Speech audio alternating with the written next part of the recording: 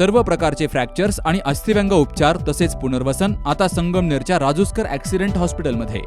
सांधेवात निदान, उपचार, त्याचबरोबर कृत्रिम सांधेरोपण, पाठदुखी आणि मणक्याच्या आजारावर निदान तसेच शस्त्रक्रिया करण्यासाठी एकमेव हॉस्पिटल म्हणजेच राजूस्कर ॲक्सिडेंट हॉस्पिटल.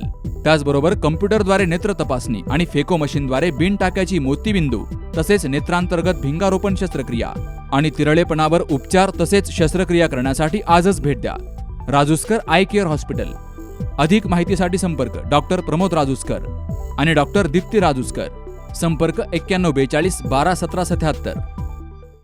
खासदार निलेश लंकेंना खासदार करताना त्यांच्या प्रचारात आम्ही आग्रही अशी भूमिका घेतली. त्याचं कारण होतं महाविकास आघाडीबरोबर जायचं आणि भारतीय जनता पार्टीच्या उमेदवाराला विरोध करायचा. विकास कामांमध्ये त्यांनी जनतेच्या भावना समजून घेतल्या नाही आणि श्रीगोंदा तालुक्यातील समस्यांना त्या ठिकाणी न्याय देण्याचं काम, पाणी प्रश्न असेल याच्यावर त्यांनी ठोस भूमिका घेतली नाही. 548 हायवेच्या कामामध्ये संपूर्ण महाराष्ट्रात साईड गटार आणि फुटपाथ नाही, लिंडी नाल्याचा पूल नाही, सरस्वती नदीवर वॉकर ब्रिज नाही. ह्या गोष्टींच्या विरोधात मी खासदारांच्या विरोधात आंदोलन केलं होतं. कोळगावच्या जवळ तिथं मृत व्हायचे लोक ॲक्सिडेंटमध्ये, तिथं जाऊन त्या ठिकाणी मी आंदोलन केलं आणि तो रस्ता करायला लावला मी भारतीय जनता पार्टीत असताना. आणि त्यानंतर माझे व्यक्तिगत मतभेद त्यांच्याबरोबर विकास कामांच्या संदर्भातले श्रीगोंदा शहरातल्या नागरी समस्यावरून झाले, नगरसेवकांशी झाले. आणि मग ही भूमिका घेत असताना आम्ही महाविकास आघाडीकडे त्या ठिकाणी गेलो आणि खासदार लंकेंचा प्रचार केला, हे आपण पाहिले. त्यानंतर महाविकास आघाडीचे उमेदवार म्हणून अनुराधाताई पुढे आले आणि लोक म्हणतात की अचानक हे मतदारसंघ सुटला आणि या ठिकाणी नाविन्याने शिवसेनेकडे मतदारसंघ गेला. नगर दक्षिणेमध्ये कुठला तरी मतदारसंघ त्या ठिकाणी शिवसेनेकडे जाणार होता, परंतु इथं 1.5 वर्षापासून साजन पाचपुते इथं त्या उमेदवारीच्या तयारीत होते, हे आपण सर्वांनी पाहिलं. हा मतदारसंघ अचानक शिवसेनेकडे गेला, हे जो विरोधकांकडून आरोप केला जातो हा धादांत खोटा आहे. सगळ्यांना माहिती, सगळ्या पदाधिकाऱ्यांना, राजकीय लोकांना मी सुद्धा वारंवार सांगितलं की इथं हा मतदारसंघ शिवसेनेकडे जाणार आहे आणि घेतला जाणार आहे साजन पाचपुते यांच्याकडून. मी शरदचंद्रजी पवार साहेबांच्या पक्षामध्ये त्यावेळेस प्रवेश केला होता शेवगावमध्ये. त्याचं कारण असं आहे, मी ज्या पक्षात प्रचार करतो त्या पक्षात प्रवेश करतो. कालही मी 7 तारखेला त्या ठिकाणी तीच भूमिका घेतली. कारण तुम्ही कोण असा जर जनतेने प्रश्न विचारला तर मी यांचा प्रचारक, मी ह्या पक्षाचा पदाधिकारी, कार्यकर्ता अशी भूमिका असल्यामुळं मी कधी व्यक्तिगत लाभापोटी कधीही पक्षांतर केलेलं नाही. समाजकारणाच्या माध्यमातून, राजकारणाच्या माध्यमातून समाजाचा विकास व्हावा आणि नागरी समस्या सुटाव्यात. आपण पाहतोय की सर्वदूर प्रश्न तसेच राहिलेले आहेत. रस्त्याचे खड्डे तसेच राहिले. एवढा विकास निधीचा गवगवा केला, परंतु हजारो कोटी टक्केवारी खाण्यासाठी आणले गेले असा माझा आरोप आहे. त्याचं कारण असं आहे, तुम्ही जर इथून पारगाव फाटा ते बेलोंडी फाटा गेले तर तो 6 महिन्यापूर्वी केलेला रस्ता उचकटून गेलेला आहे. तुम्ही जर हिरडगाव फाट्यावरून टाकळी कडेवळीला जर गेले, तिथून खाली गेले तर तुम्हाला दिसेल की रस्ता 6 महिन्यात उचकटला आहे. त्यांनी जे पत्रक वाटून, आदरणीय माझे आमदार बबनदादांच्या नावाने पत्रक वाटलं, त्यांनी जेवढ्या रस्त्याचा उल्लेख केला आहे त्या सगळ्या रस्त्यांची माझं या माध्यमातून चॅलेंज आहे उमेदवारांना, बाळराजांना, की आपण तिथं रस्त्यावर या आणि तुम्ही एकही खाटा त्या रस्त्याला नाही हे तुम्ही दाखवा. साईड पट्ट्या खाल्ल्या गेलेल्या आहेत. जलजीवनच्या कामात मोठा भ्रष्टाचार झाला, सगळे कामं अपूर्ण, एकही योजना पूर्ण नाही. पुढे गेलं ते नाना नानी पार्क, हे तुमचे भाषणं ऐकताना आम्ही तुमच्याबरोबर होतो. 16 साली मी ज्यावेळेस भाजपमध्ये गेलो, इथं या श्रीगोंदा शहरात प्रचार करत असताना नाना नानी पार्क गायब, 24 तास पिण्याचं पाणी गायब, मीटर दिली होती, मग ती मीटर गायब, ते पाणी फिल्टरचं गॅस फिल्टर बंद आहे, पाणी योजना फेल गेली, जारचं पाणी त्या ठिकाणी विकत घेऊन लोकांना हजारो लाखो रुपये याच्यात वायाला घालावं लागतात. आणि मग तुम्ही कुकडी आणि घोडच्या पाण्याच्या संदर्भामध्ये जेवढे आश्वासनं दिली, नुसतं टिंबेमा आणि जोड बोगदा करणार आणि सुप्रीमा अंतर्गत कामं करून आम्ही हा विकास निधी आणून कामं करणार, हे फक्त गाजर दाखवलं. साखळा योजनेचं गाजर दाखवलं. सर्वेक्षण 7.5 वर्षात तुम्ही करू शकले नाही भाजपचं सरकार असताना. आणि मग आता वडिलांनी जे केले नाही 35 वर्षात कामं, आम्हाला वाटलं होतं शिवसेना भाजपचे उमेदवार पहिल्यांदी शिवसेना भाजपचा इथं भगवा फडाकला बबनदादांच्या हाताने वाटलं होतं. आता सर्वदूर विकास होईल, श्रीगोंद्याची खरोखर बारामती होईल आणि विकासाची गंगा दारोदार वाहत असताना मूलभूत प्रश्न तसेच राहिले. आणि म्हणून महाविकास आघाडीच्या उमेदवार, आपण म्हणतो की अचानक पक्षांतर झालं नागवड्यांचं, या तालुक्याला पक्षांतर नवीन नाही. बबनदादांनी अचानक राष्ट्रवादी सोडली आणि भाजपमध्ये गेले. राहुलदादांनी 4 पक्ष बदललेले आहेत, अनेकांनी पक्ष बदललेत. पक्षांतर हे विकासासाठी, लोकप्रतिनिधी होण्यासाठी अनेकांनी केलेलं आपण पाहिलं. या तालुक्यातल्या सगळ्या पुढाऱ्यांनी ते केलेलं आहे. आपण पाहिलं की काल खासदार लंके साहेबांनी सुद्धा पक्षांतर केलं. ते महायुतीत होते, मी बी महायुतीत होतो आणि आम्ही महाविकास आघाडीत आलो. त्या पक्षांतराच्या बैठकीचा त्या सभेचा अध्यक्ष संतोषी दबे झालेला होता. पक्षांतर हा मुद्दा नाही, जनतेचा विकास हा मुद्दा आहे. विकास झाला का? 35 वर्षातले प्रश्न सुटले का? आणि म्हणून लोकांनी अफवा केली की हा मतदारसंघ त्या ठिकाणी राष्ट्रवादीकडे होता आणि अचानक एका दिवसात 2 दिवसात बैठक झाली आणि गेला. तसं नाही. 1-1.5 वर्षापासून इथं साजन पाचपुते मतदारसंघात शिवसेनेची बांधणी करीत होते आणि हा मतदारसंघ घेतला जाणार आहे असं सगळ्यांना माहिती होतं आणि तो मतदारसंघ शिवसेनेने घेतला. आणि मग याच्यावर चर्चा झाली की काय घोडेबाजार झाला. आता विरोधकांना हे भावनेचे मुद्दे करायचे.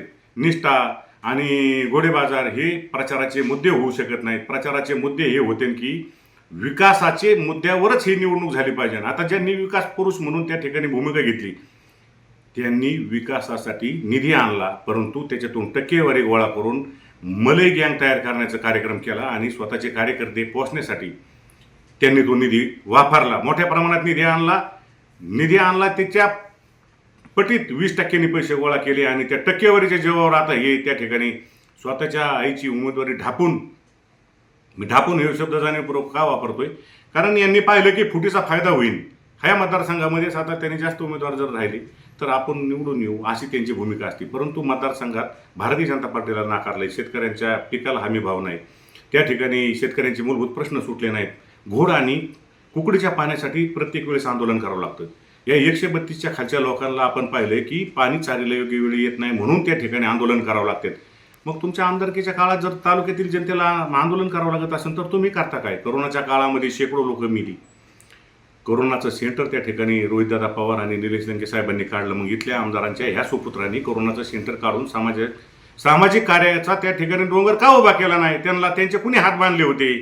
ते म्हणले आता आम्ही विकास निधी आणण्यासाठी 4.5 वर्ष नाही, हे स्वतःचा कारखाना चालवण्यासाठी, त्या कारखान्याची त्यातून काय धनलाभ होईल का याच्यासाठी यांचे 4.5 वर्ष गेले आणि हे समाजाच्या कामापासून लांब राहिले. मी तुम्हाला अत्यंत जबाबदारीने सांगतो, मी भारतीय जनता पार्टीचा जिल्हा सचिव होतो त्यावेळेस मी त्यांना म्हणायचो तुम्ही जनतेत आले पाहिजे. त्यावेळेस ते म्हणायचे 4.5 वर्षापूर्वी की मला राजकारणाचा रस नाही, इंटरेस्ट नाही, मला कारखानदारीच भली आणि मी भला.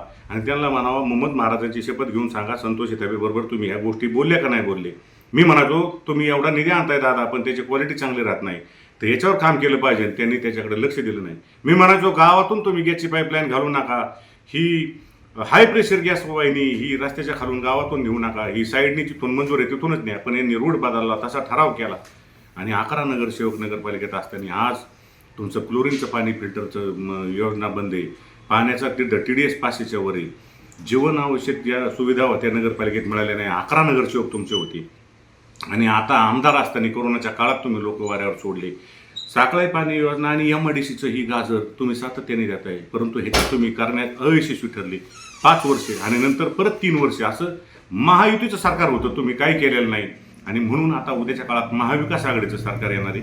महाविकास आघाडीचा आमदार झाला तर आपले राहिलेले प्रश्न म्हणजे रस्ते, खड्डेमुक्त रस्ते, साईड पट्ट्या, पाणी योजना गावोगावच्या, ह्या सगळी कामं जी साखळी पाणी योजना असेल, राहिलेली विकासाची जेवढी कामं आहेत ही करण्यासाठी मला विश्वास वाटतो की आदरणीय शरदचंद्रजी पवार साहेब, आदरणीय उद्धव साहेबांनी, आदरणीय राहुल गांधी यांनी हा मतदारसंघ महाविकास आघाडीचं तिकीट अनुराधाताईंना दिलेलं आहे आणि त्यांच्या हातून ही राहिलेली कामं, ही सगळी मतदारसंघातली कामं, मूलभूत प्रश्न सुटतील असा विश्वास महाविकास आघाडीचं सरकार येणार आहे.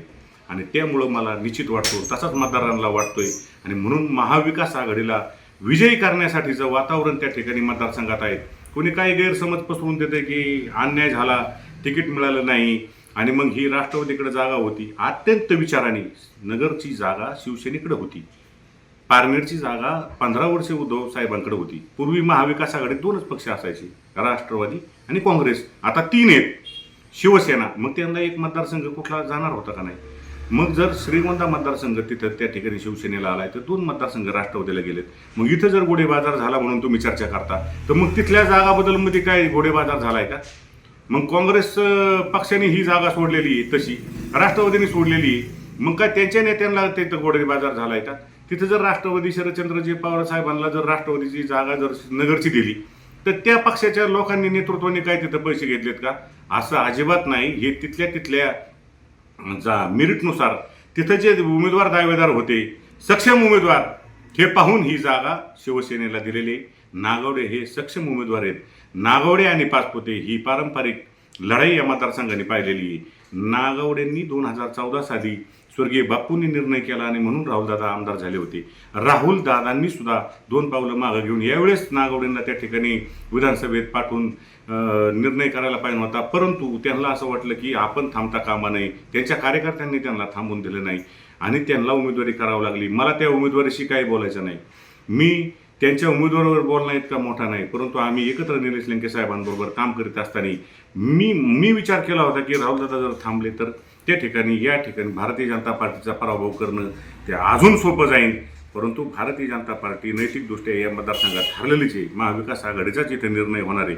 मतं वायाला जाऊन देणार नाहीत जनता, याचा विश्वास मला मतदारसंघात फिरल्यावर वाटलाय आणि तशा प्रकारचं वातावरण या ठिकाणी आहे.